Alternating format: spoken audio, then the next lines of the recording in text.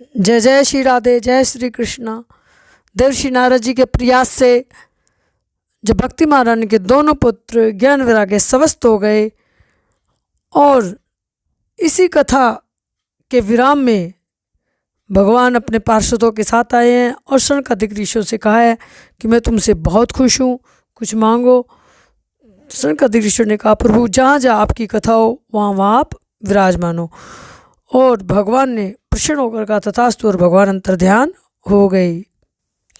आज सप्ताह श्रवण की ऐसी अलौकिक महिमा देखकर नारद जी कहने लगे, शनकादिक मुनियों से बोले, आप कृपया यह बताइए इस श्रीमद् भागवत कथा रूप सप्ताह यज्ञ से संसार में कौन कौन से लोग पवित्र हो जाते हैं। सनक कुमारों ने कहा, ये मानवा पाप क्रस्तु सर्वदा सदा दुराचारता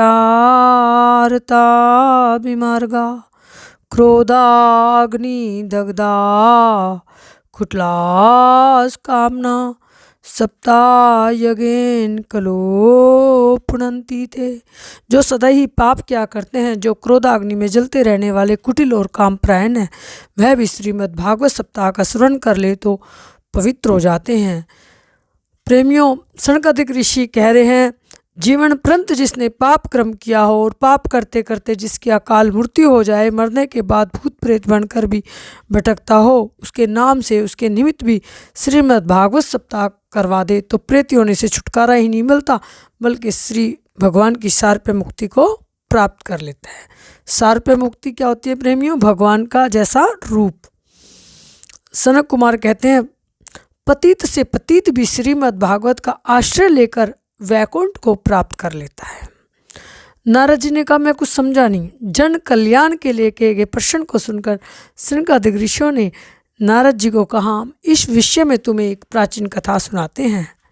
पूर्व काल में तुंगव्रता नदी के तट पर एक अनुपम नगर बसा हुआ था। तुंगव्रता नदी के पास जो अनुपम नगर बसा हुआ था प्रेमियों, आज कर्नाटक के नाम से है। उस नगर में सभी वेदों के विशेषज्ञ आत्मदेव नाम के सरल हृदय के एक ब्राह्मण देवता रहते थे। उनकी प्यारी पत्नी का नाम था धुंधली। कुलीन एवं सुंदर थी, लेकिन अपनी ही बात पर अड़ जाने वाली स्वभाव था। तेज तरार, उसके पास धन धान्य की कोई कमी न थी। उन दंपत्ति के कोई धन धान्य की कमी नहीं थी प्रेमियों, लेकिन उन दंपत्ति के कोई संतान नहीं थी। यहाँ तक कि उनके आंगन में कोई पौधा फल फूल भी विकसित नहीं होते थे। और तो और जो गाय पालते थे वो भी बांझ रहती थी। आत्मदेव बहुत दुखी रहने लगे। एक दिन दुखी अवस्था में ब्राह्मण देवता घर से निकलकर वन की ओर चल दिए। वहाँ एक सरोवर के पास पानी पीकर वहीं बैठ गए। 2 घड़ी बीतने पर एक योगनिष्ठ संत आए। आत्मदेव ने उनके चरणों में प्रणाम किया और रोने लगे। संत ने पूछा, अपने दुख का कारण बताओ। संत ने बहुत समझाया कि भगवान का भजन करो। आत्मदेव ने कहा, मुझे प्रवचन मत दो महाराज। गृहस्था सरसो लोके पुत्र पौत्र संविता। मैं तुम्हें बताना तो नहीं चाहता, लेकिन बता देता हूँ, मैंने तुम्हारे भाग्य की रेखा पढ़ ली। अब प्रेमियों, जब संत ने बहुत समझाया और भगवान का भजन करो तो आत्मदेव ने कहा, मुझे प्रवचन मत दो। गृहस्था सरसो लोके पुत्र पौत्र संविता, गृहस्थ में बहुत सुख है। तो महाराज जी को भी थोड़ा वो आया कि ये तो मान ही नहीं रहा, तो बोले तनिक गुस्से का नाटक करते हुए महाराज जी कहने, मैं तुम्हें बताना तो नहीं चाहता था, लेकिन बता देता हूँ। संत ने कहा, मैंने तुम्हारे भाग्य की रेखा पढ़ ली। इस जन्म में तो क्या, सप्त जन्म वधी तब पुत्रो नेव छः। आत्मदेव ने कहा, मुझे तो संतान चाहिए, नहीं तो मैं आपके चरणों में प्राण त्याग दूंगा। अब प्रेमियों, आत्मदेव जी को पता चल गया ये संत बहुत ब्रह्मनिष्ठ हैं और जब मेरे 7 जन्मों की बता सकते हैं तो ये तो मुझे पुत्र भी दे सकते हैं। तो उन्होंने कहा, मैं आपके सामने प्राण त्याग दूंगा। आत्मदेव जी ने कहा, अगर आपने मुझे पुत्र नहीं दिया, मुझे संतान नहीं दी, नो चित्ते जा में हम प्राणा। देखो प्रेमियों, संतों के से कभी हमें लौकिक चर्चा नहीं करनी चाहिए, क्योंकि संत का छन और अन्न का कण खराब नहीं करना चाहिए। मगर अगर संतों से कुछ मांगना है तो केवल भगवान की कृपा ही मांगनी चाहिए। प्रभु जो आप चाहते हैं वो हो जाए, बस हम तो आपके चरणों के अनुरागी बने रहे, इतनी कृपा करो नाथ। क्योंकि प्रेमियों, हमें तो मांगने का सलीका भी नहीं आता, वरना इसके दर से कोई खाली नहीं जाता। अब जब आत्मदेव मान ही नहीं रहे तो संत ने देखा ये मेरे आगे प्राण देने के लिए तैयार है, तो हम तो सभी जानते हैं प्रेमियों, संत हृदय नवनीत समाना। जब महात्मा जी ने देखा है कि इस तरह भी नहीं मान रहा है, तो उन्होंने आत्मदेव जी को एक फल दिया, इसे तुम अपनी पत्नी को खिला देना, इससे उसके पुत्र होगा, सत्य सोच दया दान का नियम रखना, इससे शुद्ध स्वभाव वाला पुत्र होगा। संत ने आगे चलकर शरीर छोड़ दिया, अर्थात संत ने फल के रूप में अपने आप को ही दे दिया और उसका तेज उस फल में प्रविष्ट हो गया। यानी कि जो संत ने जो फल दिया वो अपने आप को ही दे दिया संत ने, समझो। आगे जाके संत ने उस शरीर को छोड़ दिया और अपने तेज को उस शरीर में, उस फल में ही, अपने तेज को उस फल में प्रविष्ट कर लिया। तो आत्मदेव बड़े प्रसन्न मन से घर आकर यह फल अपनी पत्नी धुंधली को दिया। धुंधली ने अपने कुटिल स्वभाव के कारण उस फल को नहीं खाया। देखो प्रेमियों, संत ने अपने आप को ही दे दिया। गुरु नानक देव जी कहते हैं, संत की महिमा वेद न जाने, जेता जाने त्रेता बखाने। क्योंकि प्रेमियों, संत का हृदय कैसा होता है कि तरुवर कबू न फल बखे, सरोवर पिए न नीर, परमार्थ के कारण ही साधु धरो शरीर। और जब अपने आप को ही दे दिया और वो फल खुशी खुशी लेके आए आत्मदेव, अपनी पत्नी को दिया। पत्नी ने, धुंधली ने अपने कुटिल स्वभाव के कारण उसको फल को नहीं खाया। और एक दिन उसकी बहन उसके घर आई, धुंधली ने सारी बात बताई, मैं क्या करूं? तो धुंधली की बहन ने कहा, तुम फिक्र मत करो, मैं गर्भवती हूँ, मेरा यह बच्चा मैं तुम्हें दे दूंगी, तुम मेरे पति को कुछ धन दे देना। दोनों बहनों ने विचार विमर्श करके यह फल संत की परीक्षा की दृष्टि से गौ माता को खिला दिया। जो आत्मदेव के आंगन में गौ माता थी उसको खिला दिया। धुंधली की बहन के समणानुसार जो बच्चा हो उसे गुप्त रूप से धुंधली को दे दिया गया और आत्मदेव को सूचना दे दी गई कि मेरे सुखपूर्वक बालक हो गया। आत्मदेव बड़े प्रसन्न हुए, बहुत सा दान तथा धार्मिक आयोजन करवाई बालक के संस्कार पर। धुंधली ने स्वयं उस बालक का नाम रखा धुंधकारी। वैसे आत्मदेव उस बालक का नाम परमानंद रख रहे थे, लेकिन धुंधली ने कहा मेरे बच्चे का नाम मैं ही रखूंगी। धुंधली जो अंधकार फैलाए और धुंधकारी जो अंधकार का विस्तार करे। उसके 3 महीने बाद ही उस गौ माता की भी एक सर्वांग सुंदर दिव्यम निर्मल कनक प्रभम, एकदम श्रवण के समान कांति युक्त दिव्य मनुष्यकार बच्चे का जन्म हुआ।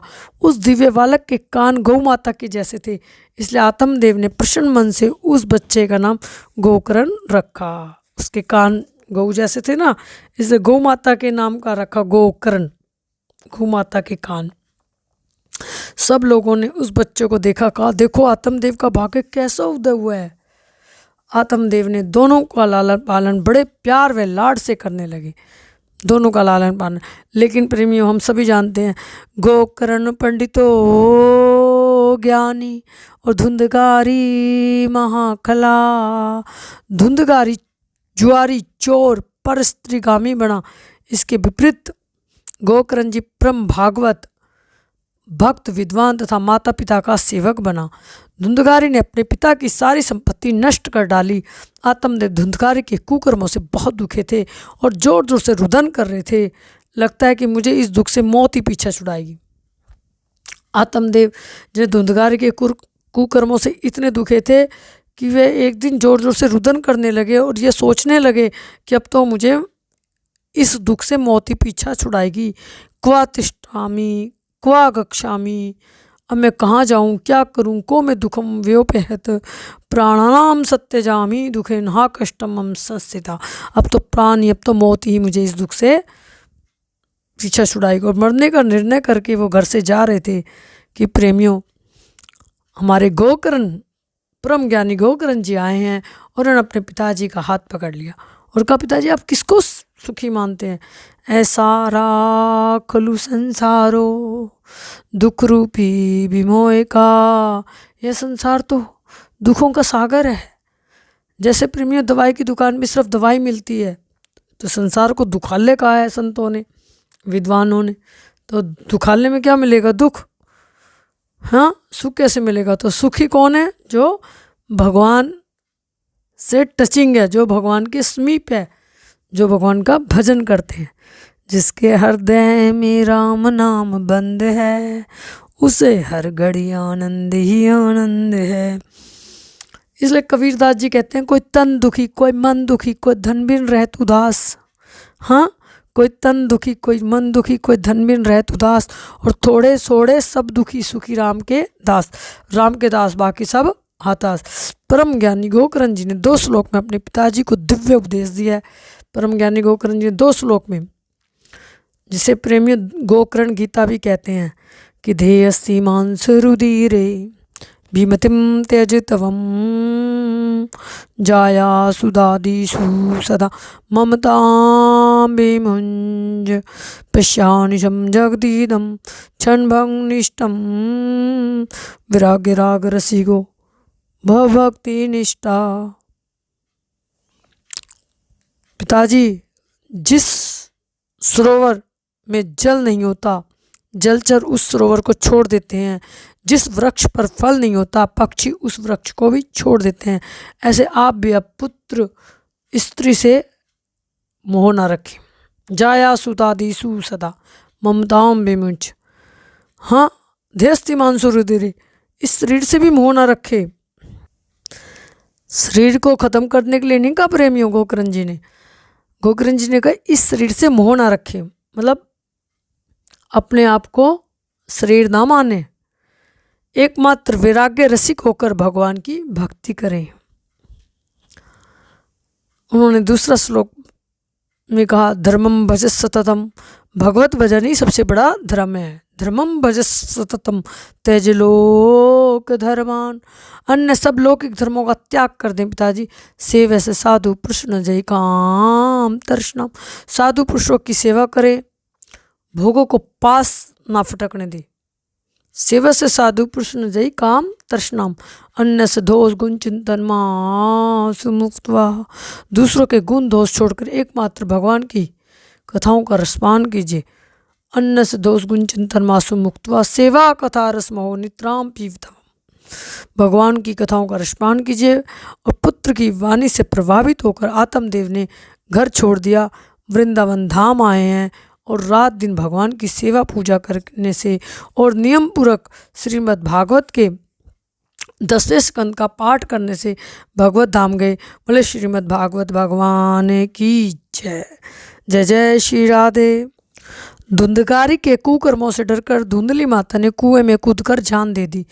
परम ज्ञानी भक्त गोकर्ण जी तीर्थ यात्रा के लिए निकल गए। खिन से हो गए कि पिताजी भी चले गए, माँ भी चली गई, और गोकर्ण जी ने कहा भाई मैं तो जा रहा हूँ। धुंधकारी की तो लाइन क्लियर हो गई।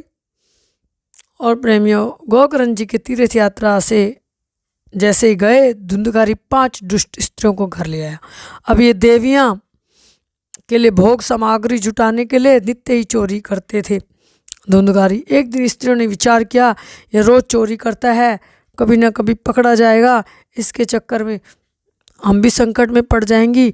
ऐसा निश्चय करके उनके सोए हुए धुंधकारी को, ऐसा निश्चय करके उन देवियों ने, उन्होंने सोए हुए धुंधकारी को रस्सियों से बांध दिया और उसके गले में फांसी लगाकर उसे तड़फा तड़फा कर मार दिया। वे दुष्ट स्त्रियां धुंधकारी की सारी संपत्ति लेकर चंपत हो गई और धुंधकारी अपने कुकर्मों के कारण भयंकर प्रेत हुआ। गोकर्ण जी ने लोगों के मुख से धुंधकारी की मृत्यु का समाचार सुना। गोकर्ण जी ने गया जी में उसका श्राद्ध पिंड किया। एक बार घूमते घूमते गोकर्ण जी रात्रि के समय अपने नगर में आए और सीधे अपने घर के आंगन में सोने के लिए पहुँचे, क्योंकि बड़े थके थके से हो रहे थे यात्रा में। तो धुंधकारी ने वहाँ पर आए कि मैं अपने गाँव वासियों से सुबह सुबह मिलूँगा, इसलिए अब मुझे आराम करना चाहिए। तो चुपचाप जल्दी से अपने घर के अंदर आए और घर के आंगन में सोने के लिए पहुँचे। धुंधकारी ने अपना विकट रूप दिखाया। गोकर्ण जी ने कहा तुम कौन हो? सूत जी कहते हैं वह रोने लगा। बोलने की शक्ति उसमें नहीं थी, केवल संकेत मात्र किया। तब गोकर्ण ने अंजलि में जल भरकर उसे आमंत्रित करके उस पर छोड़ा तो बोलने की शक्ति उसमें आ गई। और धुंधकारी ने कहा, हम भ्राता तब दियोश्मी धुंधकारी ती नामता सबके ने धोषिना भ्रम तवम नाशितम मया। भैया मैं धुंधकारी हूँ, तुम्हारा भाई। मैंने अपने कुकर्मों के कारण अपना ब्रह्म तत्व नष्ट कर दिया। प्रेत योनि में पड़कर दुर्दशा भोग रहा हूँ। हो बंदो कृपा सिंधु, आप भैया दया के सागर हो, किसी तरह मुझे इस प्रेत योनि की इस पीड़ा से मुक्ति दिलाओ। गोकर्ण वचनम श्रुत्रा, गोकर्ण ने धुंधकारी की सारी बात सुनी। गोकर्ण जी ने कहा, मैंने तो तुम्हारा गया में विधि पूर्वक पिंडदान कर दिया था। गया मोक्ष स्थली स्थान है ना। तो प्रेत बने धुंधकारी ने कहा, गया श्राद्ध सतेनापि मुक्तिर्मे न भविष्यति। भैया सैकड़ों गया श्राद्ध से भी मेरी मुक्ति संभव नहीं है, मैं नंबर 1 का हूँ, कोई और उपाय सोचो भैया। गोकर्ण की आज्ञा से धुंधकारी वहाँ से अपने स्थान पर चला गया।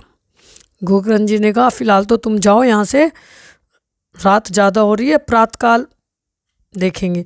और प्रातःकाल गोकर्ण जी को आया देख सभी उससे बड़े प्रेम से मिले हैं गोकर्ण जी से। गोकर्ण जी ने सारी बातें गाँव वालों को बताई, किसी को भी कोई उपाय सूझ ही नहीं रहा था। तब गोकर्ण जी ने सूर्य भगवान की स्तुति की कि तुभ्यम नमो जगता साक्षिन भूरि में मुक्ति हेतुकम। भगवान आप सारे संसार के साक्षी हैं, मैं आपको नमस्कार करता हूँ, आप मुझ पर कृपा करके धुंधकारी की मुक्ति का साधन बताइए। गोकर्ण की यह प्रार्थना सुनकर सूर्यदेव ने स्पष्ट शब्दों में आश्वासन दिया। श्रीमद् भागवतान मुक्ति सप्ताहम वाचनम कुरु इति सूर्यवचा सर्वै धर्मरूपम तु विश्रुतम। सूर्य का यह धर्मवचन सबने सुना। इति सूर्यवचा सर्वै, तब सबने कहा यही करो, यह साधन बहुत सरल है। और गोकर्ण जी ही कथा सुनाने के लिए तैयार हो गए। और निश्चित समय पर गोकर्ण जी व्यास गद्दी पर बैठे। देश और गांव के अनेक लोगों ने कथा सुनने के लिए आए हुए थे। अनेक लोग कथा सुनने के लिए आए गांव गांव से।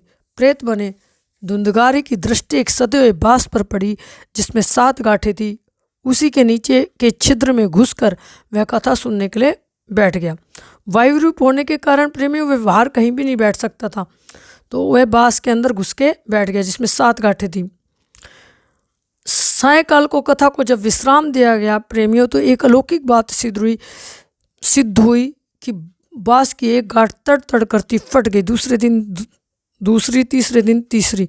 सप्त ग्रंथि विभेदनम, इसी तरह 7 दिन में 7 गांठों को फट गई। गांठ खुलने का तात्पर्य प्रेमी हृदय की गांठ खुल जाए।